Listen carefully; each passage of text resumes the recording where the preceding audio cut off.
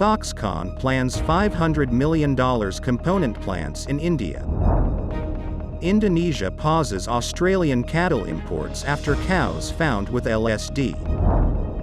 Illegal Chinese biolab uncovered in California.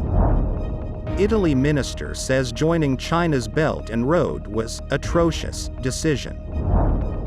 Suicide bomb at political rally in Pakistan kills 54. Saudi Arabia will host the Ukrainian-organized peace summit. Drone strikes Moscow in huge explosion just miles from the Kremlin.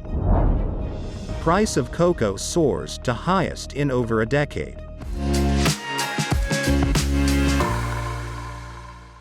Hello, I'm Johnny. Thank you for joining us on Funday News. It's Tuesday, August 1st, and here are your top stories. Bloomberg reported that Foxconn Technology Group is planning to invest close to $500 million to build 2 component factories in India as part of a steady diversification from China. People familiar with the matter said at least one of the factories that the Taiwanese company plans to construct in the southern Karnataka state will produce Apple parts, including for iPhones. The People said a former announcement is expected as early as this week.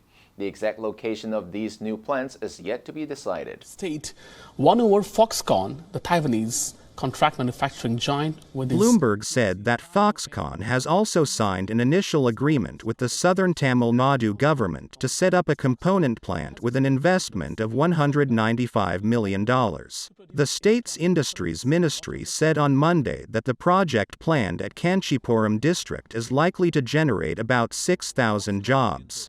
The new component factory plans are in addition to $700 million that Foxconn is investing to build a plant on a 300-acre site close to the airport in Bengaluru, the capital of Karnataka. Indonesia has paused live cattle imports from 4 Australian facilities after lumpy skin disease was detected in a small number of cattle sometime after arrival. Australian Agriculture Minister Murray Watt said that last Sunday. Australian officials were working with Indonesia to reassure market participants that all animals exported from Australia complied with Indonesian requirements, including being free of LSD. He said rapid diagnostic testing of cattle has begun to help restore exports from the impacted facilities. Indonesia is suspending live cattle imports from 4 Australian facilities. LSD, which causes blisters and reduces milk production, is a highly infectious viral disease affecting cattle and buffalo that is transmitted by insect biting, but does not pose a risk to humans. LSD was first reported in livestock in Indonesia early last year. Indonesia is the largest market for Australian live cattle exports, accounting for about 56% in 2021-22, worth about $600 million. It is a trade that Northern Australia heavily relies on. Australia did not specify the number of shipments that will be impacted by Indonesia's decision. A Chinese-linked company was found running an unlicensed California biolab that contained at least 20 potentially infectious diseases, including coronavirus, HIV, hepatitis, and herpes. Federal agents interviewed a man named Shouchen Yao who was running a company at the warehouse called Prestige Biotech. Yao served as president of the company. According to court documents filed in the case, the company was registered in Nevada, but the owners used empty offices or addresses in China that could not be verified. It was operating out of an abandoned warehouse in Reedley. Inside, mice bioengineered to incubate the COVID-19 virus. In Fresno County, the Public Health Department's Assistant Director, Joe Prado, said all biological agents were destroyed in July. Court documents said, certain rooms of the warehouse were found to contain several vessels of liquid and various apparatus. Fresno County Public Health staff also observed blood, tissue and other bodily fluid samples and serums, and thousands of vials of unlabeled fluids and suspected biological material. Yao and Prestige Biotech are accused of committing numerous crimes.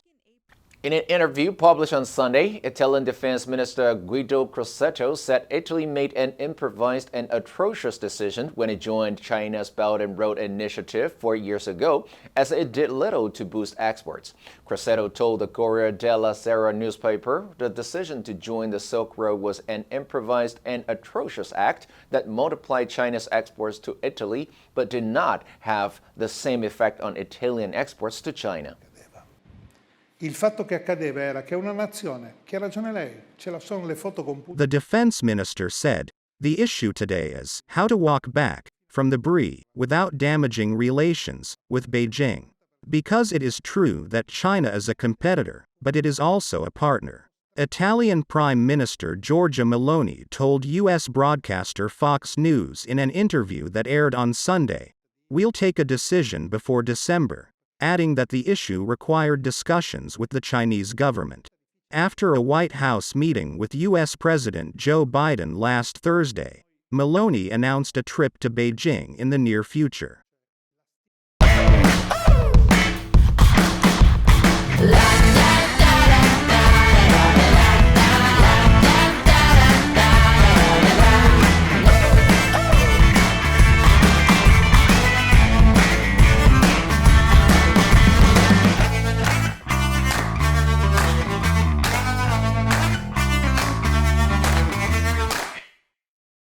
An Afghan branch of Islamic State on Monday claimed responsibility for a suicide bombing in Pakistan that killed at least 54 people at a pro-Taliban party's election rally, in one of the region's worst attacks in recent years. Islamic State in Khorasan province made the claim in a statement posted on its Amok website. It said the attacker detonated an explosive vest and that the bombing in the northwestern town of Baja was part of the group's continuing war against forms of democracy it deems to be against Islam. The attack appeared to reflect divisions between Islamist groups, which have a strong presence in the district in Khyber Pakhtunkhwa province that borders Afghanistan. The targeted Jamiat Ulema Islam party has ties to the Afghan and Pakistani Taliban. Police had suggested in their initial investigation that Islamic State in Khorasan province was a suspect.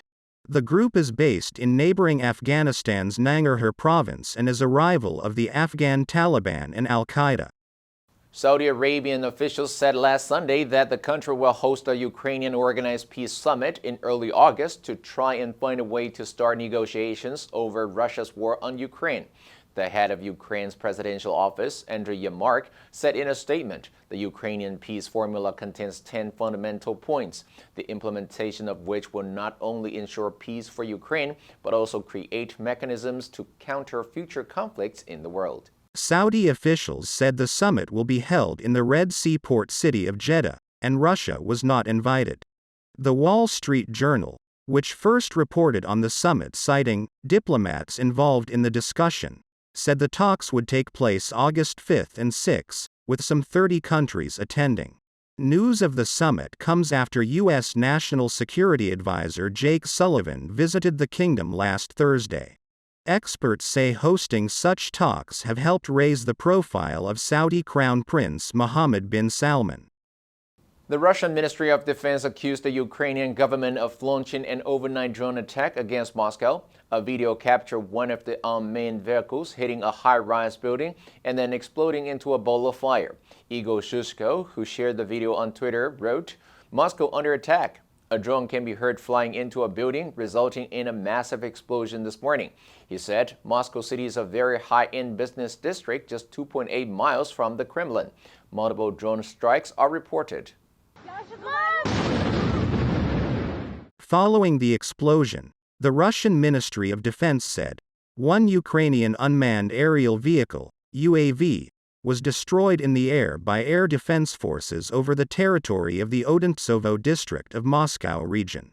The mayor of Moscow, Sergei Sobyanin, claimed a security guard was the only person injured by this drone attack.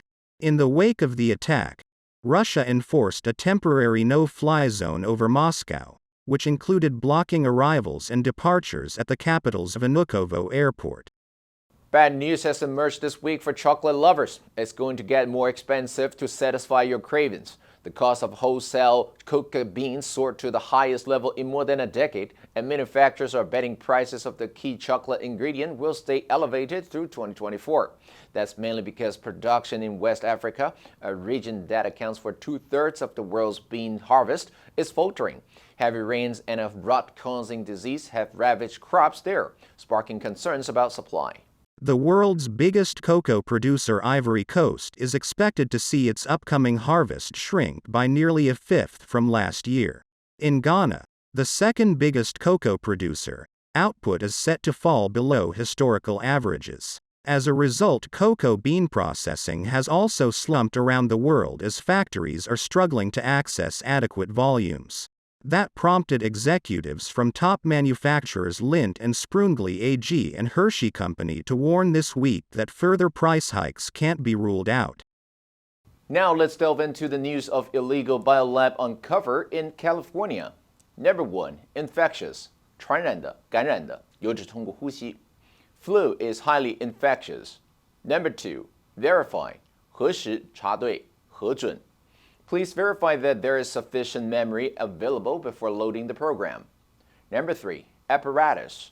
仪器,器械,装置. Firefighters needed breathing apparatus to enter the burning house. Next, we have a multiple choice question for everyone to practice. Which answer would you choose? You can write your answer in the comment section. The correct answer will be announced tomorrow. And that's all for today's Funday News. Be sure to tune in to Funday News from Monday to Friday and click the link below to join Funday for free. I'm Johnny Wu, your host. I'll see you next time.